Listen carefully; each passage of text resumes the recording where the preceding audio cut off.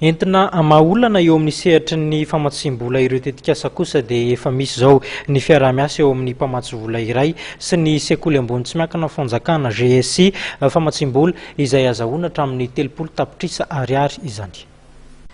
Liana tokoa ireo mpianatra ny sekoly ambony tsy miankina GSI androany nandritra ny fionana fampafatarana ilay hoe concours du meilleur projet ahafahan'izy ireo mahasoamatsim-bola amin'ny tetikasa nofononiny.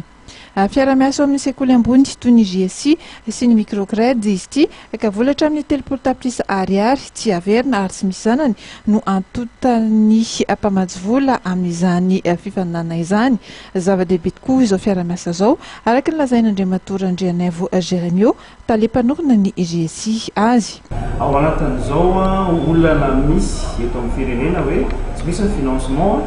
dia tena isorana manokana mihitsy moa zany ny microcred noho ny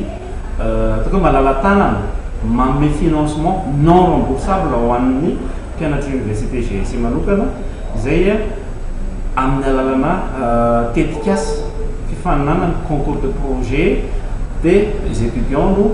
isin'izay fiarah-miasa zay maro dia maro tokoa ny mpianatra amin'izao fotoana izao manam-pahaizana manana diplôme manana tetikasa fa efa tsy misy kosa aloha ny source de financement dia tsy afaka manoatra ny mpianatra ka raha amin'izao fahasoavana lehibe miditra amin'ny université GSI zao dia tena faly tokoa izay mpanabe satria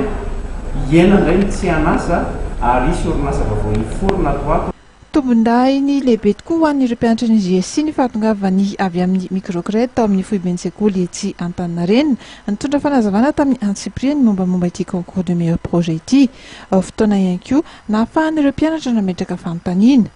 Mifarana ny 13 janoary zao ny fametrahana ny antota-taratasy amin'ny fifaninanana isy aloha ny sivana voalohany ataon'ny sekoly itsongaina tetikasa 20 avy amin'ireo ny safidianan'ny microcred tetikasa 3 izay azo ny famatsim-bola.